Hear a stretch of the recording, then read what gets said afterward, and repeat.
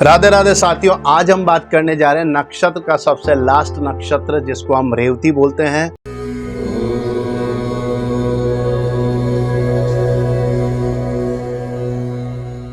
Sir हमें कैसे पता लगेगा? तो अगेन मैं वही चीज़ आपको बार बार दोहराता हूँ कि अगर आपकी राशि मीन राशि निकलती है जिसे हम पाइसेस बोलते हैं, जो 12 नंबर की राशि है, और अगर आपके नाम दे पर, दो पर या चा पर या ची पर आते हैं तो आपका नक्षत्र यहाँ पर निकल के आता है रेवती नक्षत्र। और रेवती नक्षत्र जो है इससे गंडमूल नक्षत्र के भी अंदर रखा गया है। आपको अच्छी तरह से पता है कि 6 टाइप के गंडमूल नक्षत्र होते हैं जो हमारी लाइफ को बहुत ही ज़्यादा अफेक्ट करते हैं।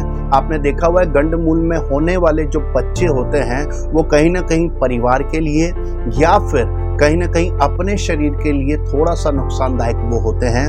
अगर हम इनकी पूजा सेवा अगर ये करवा लेते हैं किसी अच्छे पंडित से मिलकर के, अगर इनका गंडमूल की शांति अगर हम करवा लेते हैं तो हमारे लिए बेनिफिट रहता है और इस बच्चे के स्वास्थ्य में भी अच्छा सुधार आने लगता है। गंडमूल के ऊपर हम पूरी वीडियो बनाने वाले हैं। 6 तरह के नक्षत्र हम इसके अंदर देखते हैं जो केतु और बुध के होते हैं, जिसके अंदर अश्वनी, मघा, मूला, अश्लेषा, ज्येष्ठा और रेवती आते हैं। अभी हम बस बात रेवती पर करते हैं। जो रेवती नक्षत्र जो होता है इसका एनिमल सिंबल जो यहाँ पर निकल के आता है वो एलिफेंट आता है। और एलिफेंट जो यहाँ पर निकल के आता है, बार बार बोल रहा हूँ कि ये जो होते हैं अपने माइंड से रिलेटेड चीज़ों में ये सबसे अच्छे होते हैं, यानी कि माइंड से रिलेटेड चीज़ें करना इन्हें बहुत अच्छा लगता है, यानी कि गेमिंग टाइप जैसा इनका माइंड रहता है और ये अपनी फैमिली के लिए बहुत ज़्यादा ओरिएंटेड होते हैं। बताने जा रहा हूँ गंडमूल का ये सबसे शुभ नक्षत्र भी मैं इसको यहाँ पर बोल सकता हूँ, क्योंकि इसके जो 1, 2, 3 पद जो होते हैं ये इस बंदे को फेमस बनाते हैं। बस 4th नंबर का जो नक्षत्र होता है वो इस जातक के लिए कहीं ना कहीं परेशानी क्रिएट करता है। सर 4th नंबर का पद हम समझे नहीं, जिसका भी नाम ची से अगर स्टार्ट होगा यानी कि ऐसा व्यक्ति का को कहीं ना कहीं हेल्थ प्रॉब्लम आने वाली है। यानी कि अगर दे पर है या दो पर है या चा पर है तो ये कहीं ना कहीं उच्च पद पर ये जाने वाले हैं, इनको सक्सेस मिलने वाली है, इनको नेम फेम मिलने वाला ही है लाइफ के अंदर। और अगर नहीं मिल रहा है तो इनको अपने ही नक्षत्र पर वर्क करना चाहिए, यानी कि इनको एलिफेंट का सिंबल अपने पास रखना चाहिए, उसे देखना चाहिए। यानी कि आप सीधे सीधे से गणेश जी की आराधना यहाँ पर कर सकते हैं, यानी कि गणेश भगवान जी की आराधना करते रहें, उनका एम्बुलेट यूज़ करें या उनका फोटो अपने पास रखें।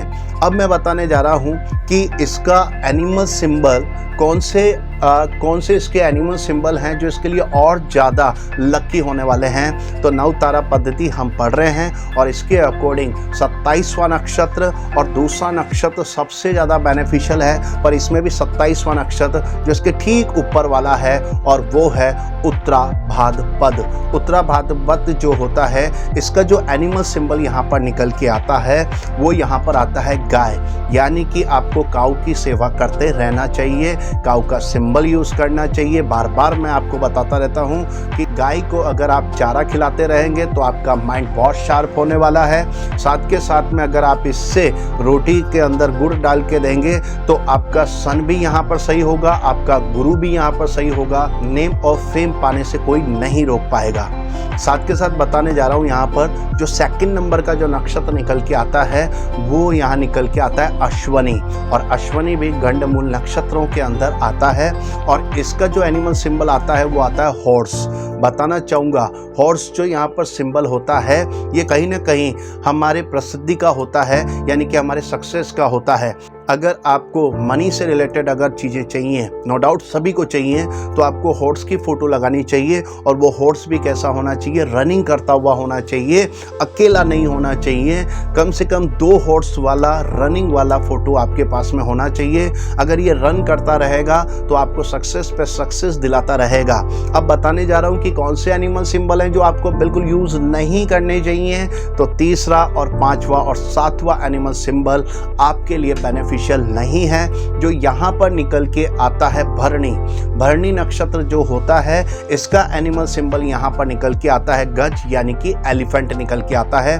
साथ के साथ बताने जाऊंगा 5वां जो नक्षत्र निकल के आता है वो आता है रोहिणी, और 7वां नक्षत्र निकल के आता है आद्रा। बताने जा रहा हूँ, रोहिणी नक्षत्र जो होता है इसका एनिमल सिंबल निकल के आता है स्नैक, और यहाँ पर आद्रा का जो निकल के आता है वो आता है स्वान, यानी कि डॉग। आपको 3 एनिमल सिंबल यूज़ नहीं करने चाहिए। डॉग का एनिमल सिंबल यूज़ नहीं करना चाहिए, स्नैक का एनिमल सिंबल यूज़ नहीं करना चाहिए, और एलिफेंट का यूज़ नहीं करना चाहिए। पर मैं आपको यह भी बताने जा रहा हूँ, आपका नक्षत्र का जो एनिमल सिंबल है वो क्या निकल के आता है, एलिफेंट। तो आप एलिफेंट का यूज़ कर सकते हैं, पर आपको डॉग और स्नैक का एनिमल सिंबल बिल्कुल यूज़ नहीं करना चाहिए। अगर ये वीडियो आपको अच्छी लगी हो तो इसे लाइक करें, शेयर करें, सब्सक्राइब करें। हम इसी तरह की और इंटरेस्टिंग नॉलेज आपके साथ शेयर करते रहेंगे, जो आपके लाइफ को और अच्छा बना पाएगी, आपके हर्डल्स को ओवरकम कर पाएगी, और लाइफ में आपको सक्सेस मिलती रहेगी।